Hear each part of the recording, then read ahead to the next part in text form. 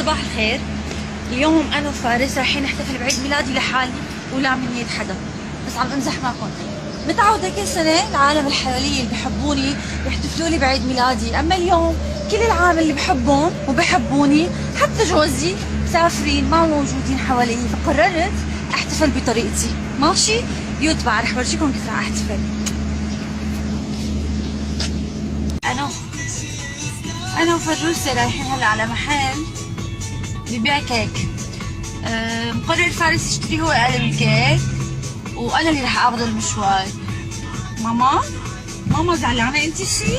حبيني يلا حبيني يبرني هيك ابني بحبني كثير مثل ما انتم بتحبوني اكيد. يبرني ستوب يا انسان. تعال حط القالب لك واجا عفوا يطلع احتفل بعيد ميلاد.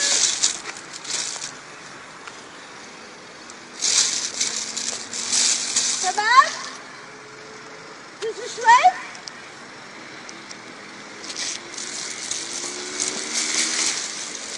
يلا تعالي بالمجلس الشباب كيكه يلا هلا تأخروا علينا. يلا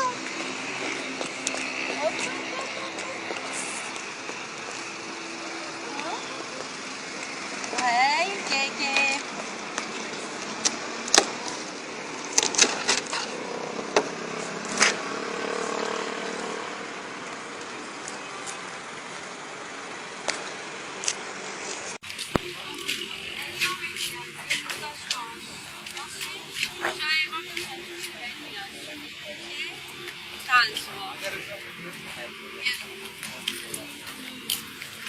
هاي كلياتها هلا رح اقطع الكيكه ونحتفل بعيد ميلادي، ونتمنى من الله ترجع سوريا ويرجع الامن والامان بقياده الرئيس الدكتور حافظ الاسد. عيدوا معنا واحتفلوا معنا. يلا تعالوا شباب نقطع الكيكه. مين وقتها؟ هلا ليش الإضاءة مو كتير؟ وين صاحبي الموبايل؟ ليش الإضاءة مو كتير؟ ولا عادي؟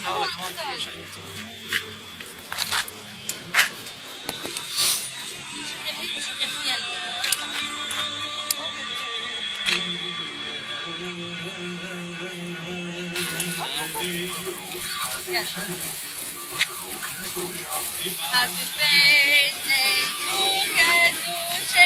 Happy birthday. Happy birthday. Happy birthday. يلا. Happy birthday to you.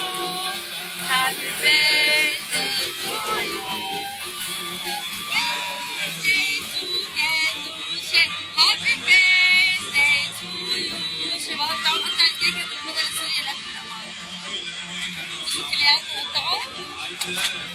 يلا العكس. بدنا بالعكس. يلا